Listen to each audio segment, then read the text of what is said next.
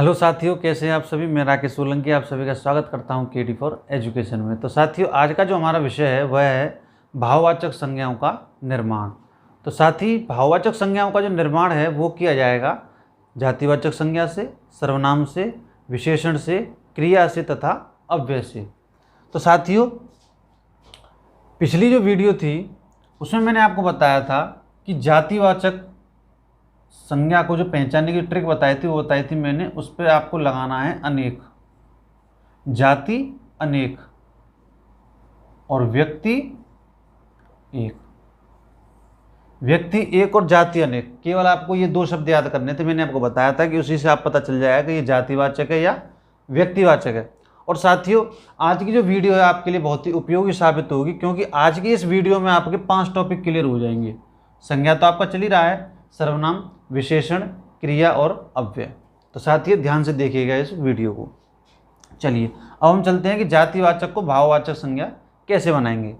तो देखिए, जाति पिता। अब पिताजी में किसका भाव है? तो साथी, पिता में पितृत्व का भाव है। ठीक। अब मानव, अब भैया मानव में किसका भाव है? मानव में मानवता का भाव है।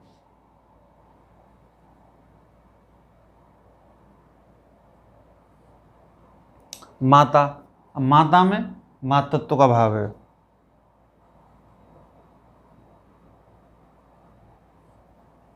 गुरु, गुरु में गुरुत्व का भाव।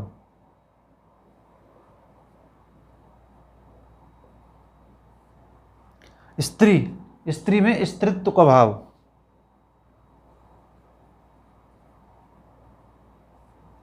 बालक में बालकपन।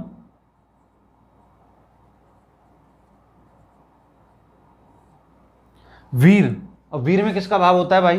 वीर में होता है वीरता का भाव।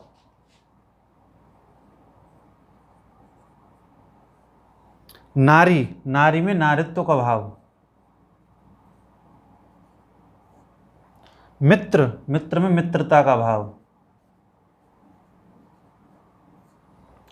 तो साथ ही देखा हमने कि जातिवाचक से हमने बनाया भाववाचक, पिता से पितृत्व, मानव से मानवता, माता से मातृत्व, गुरु से गुरुत्व, स्त्री से स्त्रीत्व, बालक से बालकपन, वीर से वीरता, नारी से नारित्व, मित्र से मित्रता। अब हम देखेंगे सर्वनाम से भाववाचक संज्ञा कैसे बनाएंगे। तो सबसे पहले प्रश्न उठता है कि सर्वनाम से भाववाचक संज्ञा तो हम जब बनाएंगे जब हमें पता चले कि सर्वनाम ही नहीं पता है हमें, तो सर्वनाम किसे कहते हैं? तो साथी, सर्वनाम कहते हैं कि संज्ञा के स्थान पर प्रयुक्त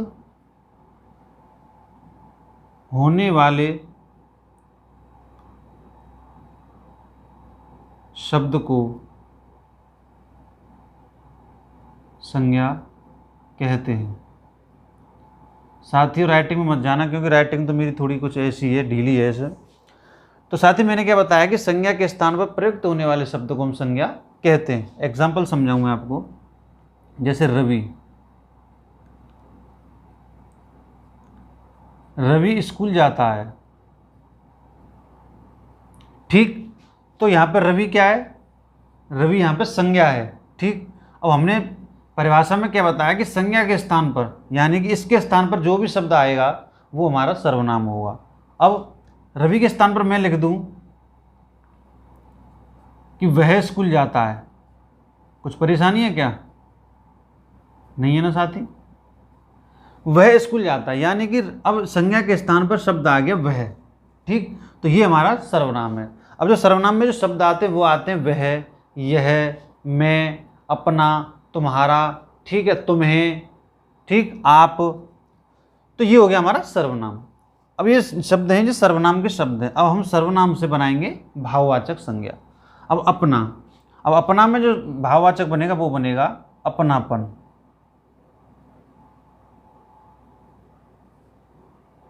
निज में निजत्व का,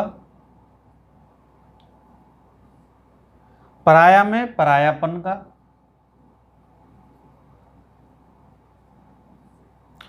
स्व, स्व में स्वयं में, स्वयं में बनेगा स्वत्व का भाव।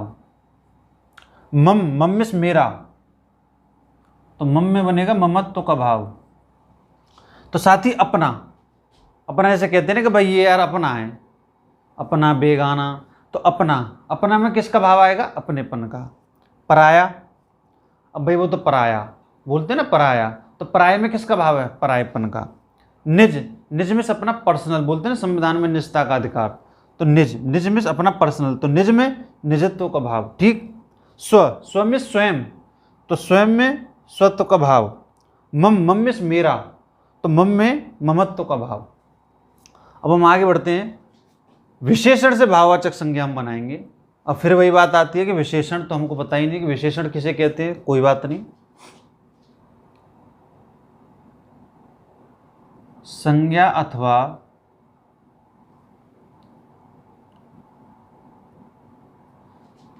सर्वनाम की विशेषता बताने वाले शब्द को विशेषण कहते हैं।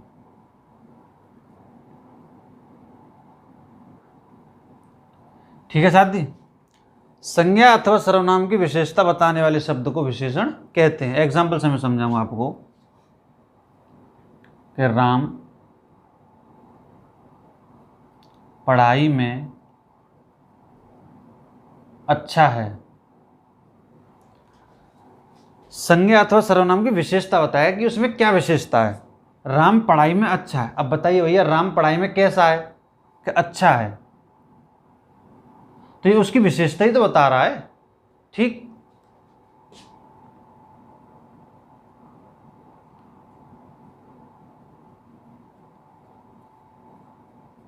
आम बहुत मीठा है। अब बताओ आम कैसा है? कि आम मीठा है, तो ये आम की विशेषता ही तो बता रहा है, तो बस हो गया विशेषण। इसी को बोलते हैं विशेषण। चिंता क्यों कर रहे हो? संज्ञा अथवा सर्वनाम की विशेषता बताने वाले शब्द को विशेषण कहते हैं। ठीक। अब जैसे महान, महान का मैं एग्जांपल बताऊं, जैसे कि हमारे डॉक्टर APJ अब्दुल कलाम साहब बहुत महान व्यक्ति थे, तो उनकी विशेषता क्या थी? कि वो महान थे। तो महान से उसका भाव जो आएगा वो आएगा महान से महानता।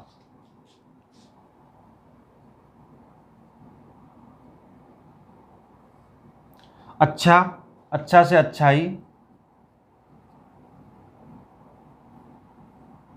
मूर्ख से मूर्खता। कायर से कायरता। मीठा से मिठास। निपुण से निपुणता। और निर्बल से निर्बलता।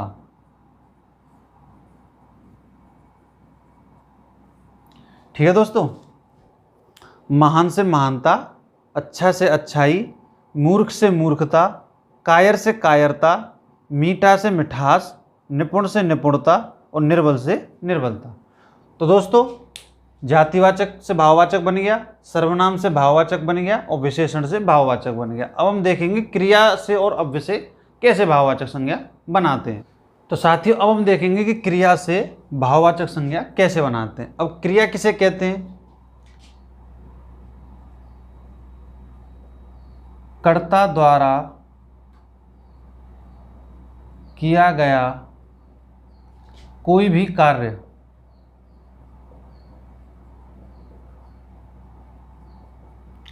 कर्ता द्वारा किया गया कोई भी कार्य, यानी काम कोई क्रिया बोलते हैं हम। जैसे एग्जाम्पल कि राम रोज पढ़ाई करता है। राम रोज पढ़ाई करता है, तो इसमें काम क्या हो रहा है भाई? काम इसमें पढ़ाई का ही तो हो रहा है। वो रोज क्या करता है? पढ़ाई करता है।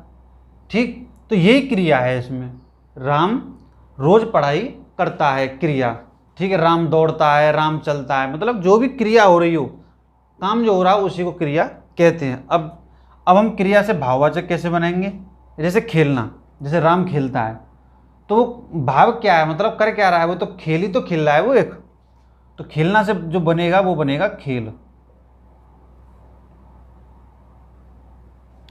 अब पढ़ना, पढ़ना से पढ़ाई, धोना से धुलाई, दौड़ना से दौड़, लिखना लेख, लेख कोई तो लिखता है वो, कमाना से कमाई,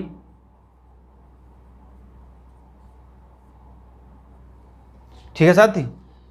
खेलना से जो भाववाचक बनेगा वो बनेगा खेल, पढ़ना पढ़ाई, धोना धुलाई, दौड़ना दौड़, लिखना लेख और कमाना कमाई, ठीक। अब इसके बाद जो आएगा वो आएगा अव्यय। अव्यय से भाववाचक कैसे बनाते हैं, तो साथी जो अव्यय को मैं बताऊं कि अव्यय किसे कहते हैं। ये अव्यय बनना सबसे अलग है। कैसे, इसकी जो परिभाषा है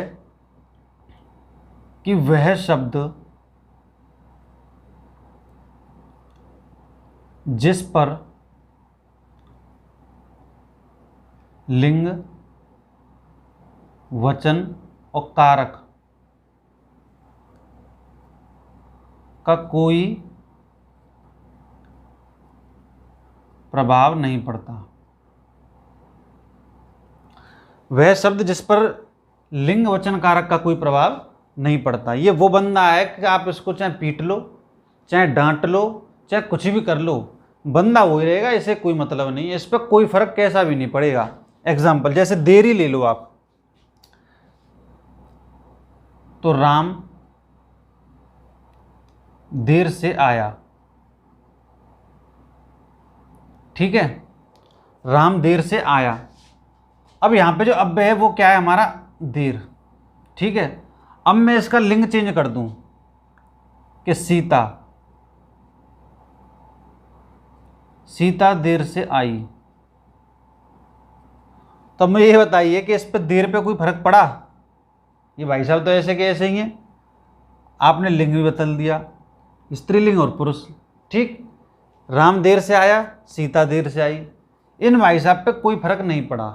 यही है अव्यय, ठीक है साथियों, कि वह शब्द जिस पर लिंग वचन कारक का कोई भी प्रभाव नहीं पड़े। ये भाई साहब ऐसे के ऐसे ही रहेंगे, चाहे इनको तुम पीट लो, चाहे डांट लो, चाहे इनको कुछ भी कर लो, ठीक है साथी। अब हम इससे बनाएंगे भाववाचक कैसे, तो देर से जो बनेगा वो बनेगा देरी, देर से देरी, और दूर से बनेगा दूरी, और शीघ्र से बनेगा शीघ्रता, मना से बनेगा मनाही, समीप से बनेगा समीपता,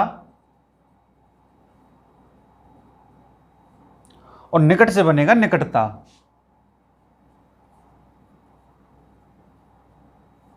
ठीक है साथियों, देर से देरी, दूर से दूरी, शीघ्र से शीघ्रता, मना से मनाही, समीप से समीपता, निकट से निकटता। ठीक है साथियों, इस तरीके से आज हमने देखा कि भाववाचक संज्ञाओं का निर्माण कैसे किया जाता है, जाति से कैसे होता है, सर्वनाम से कैसे होता है, विशेषण से कैसे होता है, क्रिया से कैसे होता है और अव्यय से कैसे होता है। अब साथियों मैं आपको एक छोटी सी बात बताऊं कि जो भाववाचक संज्ञा जो बनती हैं इनके जो लास्ट में वो तो, ठीक है, ता, पन, ठीक है, अपनापन, ठीक है, बड़ी ई, ठीक, ये आपको लास्ट में शब्द दिखाई देंगे, यानी प्रत्यय लगा हुआ मिलेगा आपको। जैसे महानता में ता बताया, अच्छाई में ई, ठीक है, और मूर्खता में ता, ठीक, और कमाई में ई, ठीक है, मित्रता में मित्रता, ठीक है, मम में ममत्व, पितृत्व।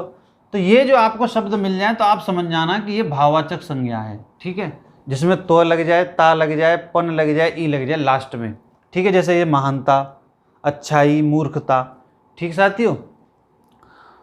तो दोस्तों आज का जो ये टॉपिक था हमारा क्लियर हो गया कि संज्ञा किसे कहते हैं, विशेषण किसे कहते हैं, क्रिया किसे कहते हैं, सर्वनाम किसे कहते हैं, अव्यय किसे कहते हैं। तो साथियों कैसे लगी आपको ये क्लास कमेंट्स बॉक्स में ज़रूर लिख करके बताएं। और साथियों कोई भी आपका प्रश्न हो तो कमेंट्स बॉक्स में हमें ज़रा लिख दें कि मैं उस पर टॉपिक पे आपको वीडियो चाहिए तो मैं उसी पे आपको वीडियो बना दूंगा, अगर जो भी आपके लिए कोई परेशानी हो तो। साथियों अगर आप हमारे चैनल पर नए हैं तो please like share and subscribe करें। तो साथ ही आज की वीडियो में बस इतना ही, मिलते हैं अगली वीडियो में। जब तक के लिए धन्यवाद। जय हिंद, जय भारत।